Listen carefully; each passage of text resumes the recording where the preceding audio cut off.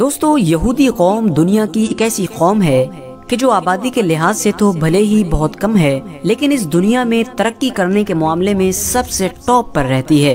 ساتھ ہی ساتھ آج یہودی اگر سب سے بڑا دشمن کسی کو اپنا سمجھتے ہیں تو وہ ہے مسلمان، اور وہیں دوسری طرف دنیا بھر کے مسلمان اگر سب سے بڑا دشمن اپنا کسی کو سمجھتے ہیں تو وہ ہے دنیا کی اکلوتی یہودی کنٹری یعنی اسرائیل۔ لیکن دوستو، کیا آپ نے کبھی سوچا کہ یہودی اور مسلمان آپس میں سب سے بڑے دشمن کیسے بن گئے، اور آخر کیسے ایک چھوٹی سی یہودی کنٹری کروڑوں مسلمانوں کے بیچ میں آباد ہو گئی، جسے آج بھی زیادہ تر مسلم دیش قبول کرنے سے انکار کرتے ہیں۔ ان کا یہی ماننا ہے کہ اسرائیل نے غیر قانونی طریقے سے فلسطین پر قبضہ کیا ہے، اور اسرائیل نام کا اس دنیا میں کوئی دیش ہے ہی نہیں۔ تو دوستو چلیے آج کی اس ویڈیو میں ہم آپ کو یہودیوں کی پوری ہسٹری بتائیں گے۔ دوستو جس دیوار کو آپ اسکرین پر دیکھ رہے ہیں اسے دیوار گریہ کہا جاتا ہے، اور انگلش میں اسے ویسٹرن وال کے نام سے بھی جانا جاتا ہے۔ اس دیوار کو یہودی دھرم میں وہ عزت اور اہمیت حاصل ہے جو عزت اور اہمیت مسلمانوں میں کعبہ شریف کو حاصل ہے۔ دوستو یہ دیوار ہیکل سلیمانی کا بچا ہوا تھوڑا سا حصہ ہے۔ پچھلے 2000 سالوں سے لگاتار سارے یہودی اس دیوار کے پاس آتے ہیں اور اس دیوار پر اپنا سر مار مار کر روتے ہیں۔ یہی وجہ ہے کہ اس دیوار کو دیوار گریہ کہا جاتا ہے، کیونکہ گریہ کا مطلب بھی رونا ہی ہوتا ہے۔ اب آپ لوگ سوچ رہے ہوں گے کہ آخر ہیکل سلیمانی کیا ہے، اور آخر یہودی اس کے پاس آ کر روتے کیوں ہیں؟ تو یہ تمام چیزیں جاننے کے لیے ہمیں ہسٹری میں بہت پیچھے جانا پڑے گا۔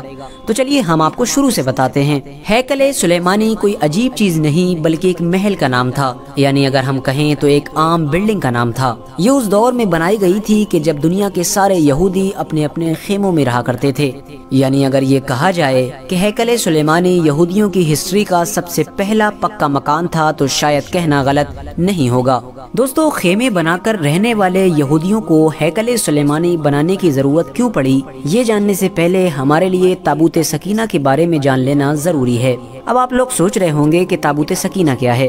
دوستو تابوت سکینہ ایک صندوق کا نام ہے۔ لکڑی کا یہ صندوق حضرت آدم علیہ السلام کو اللہ کی طرف سے ملا تھا، اور پھر یہ ایک ایک کر کے ہر نبی کے پاس ٹرانسفر ہوتا رہا۔ ایک کے بعد ایک ٹرانسفر ہوتے ہوئے یہ صندوق حضرت موسیٰ علیہ السلام کے پاس بھی پہنچا۔ اس صندوق کے اندر حضرت آدم علیہ السلام سے لے کر حضرت موسیٰ علیہ السلام تک جتنے بھی نبی ہوئے ہیں ان میں سے بہت سارے نبیوں کی یادیں موجود تھیں۔ قصص الانبیاء میں لکھا ہے کہ اس صندوق میں حضرت موسیٰ علیہ السلام کا عصا مبارک بھی موجود تھا۔ ساتھ ہی ساتھ اس صندوق میں حضرت موسیٰ علیہ السلام پر نازل ہونے والی کتاب یعنی توریت کی اوریجنل کاپی موجود تھی، وہی کاپی جو اللہ کی طرف سے حضرت موسیٰ علیہ السلام کو دی گئی تھی۔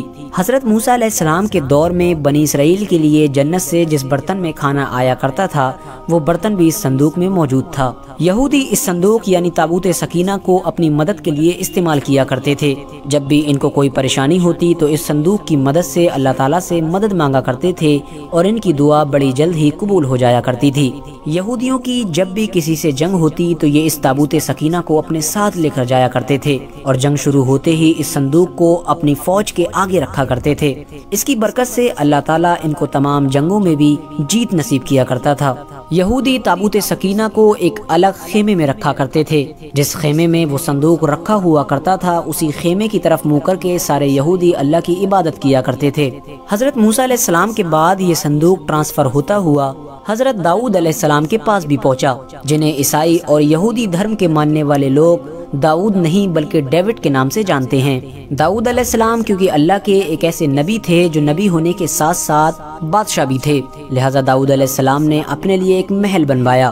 جب ان کا محل بن کر تیار ہو گیا تو اچانک سے انہیں یہ خیال آیا کہ میں خود تو ایک محل میں رہ رہا ہوں جبکہ میری قوم کی سب سے قیمتی چیز یعنی تابوت سکینہ کچے خیموں میں رکھا ہوا ہے۔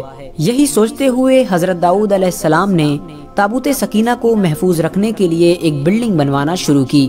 یہ بلڈنگ بننا ہی شروع ہو پائی تھی کہ حضرت یعقوب علیہ السلام اس دنیا سے ظاہری طور پر رخصت ہو گئے۔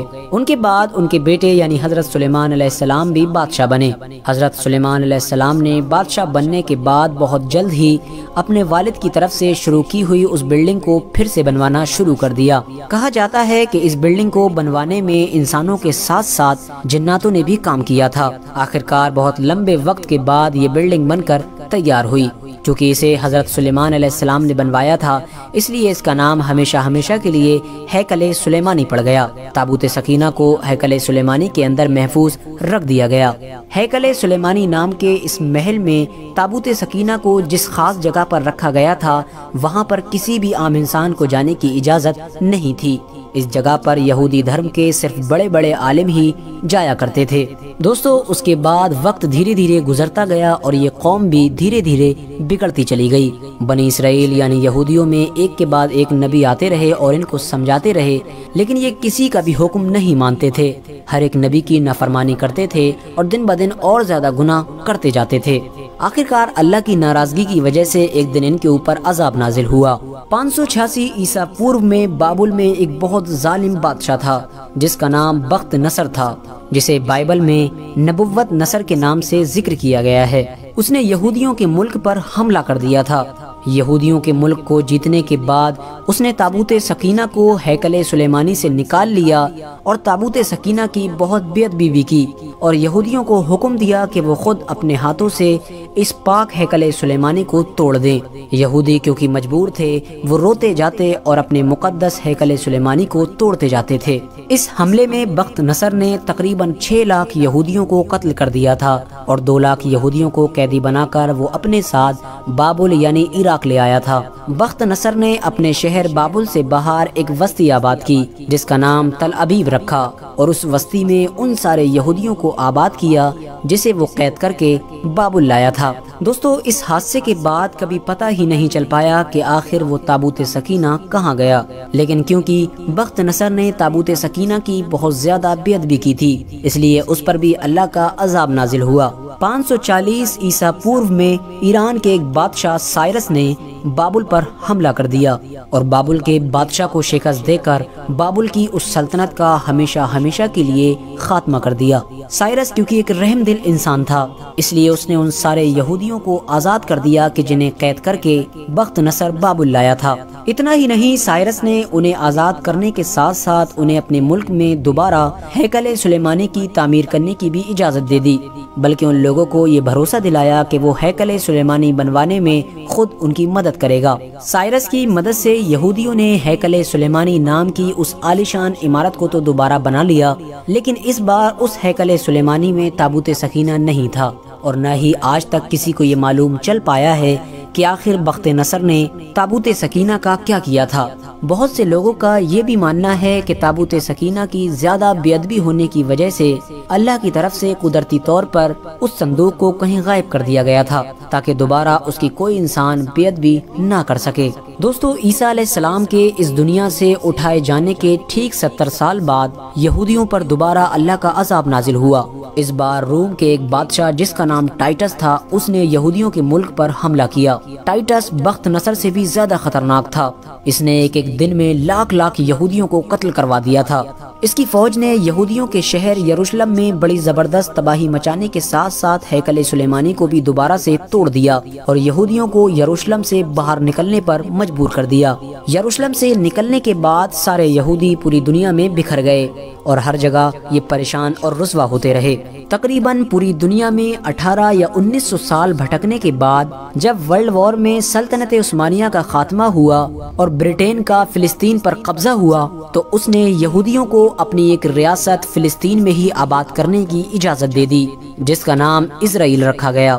دنیا کے سارے یہودی ایک ایک کر کے اسرائیل نام کی اس ریاست میں پہنچنا شروع ہو گئے۔ کچھ ہی سال کے اندر یہ ایک طاقتور ریاست بن کر سامنے آئی، لیکن کیونکہ دوستو جس جگہ پر اسرائیل کو برٹین نے آباد کیا تھا یہ فلسطین کی جگہ تھی، اسی لیے آج بھی زیادہ تر مسلم دیش اسرائیل کو ایک ملک ماننے سے انکار کرتے ہیں۔ ان کا ماننا ہے کہ اسرائیل کوئی ملک نہیں بلکہ غیر قانونی طریقے سے آباد کی ہوئی ایک بستی ہے جسے ہم کبھی بھی قبول نہیں کر سکتے ہیں۔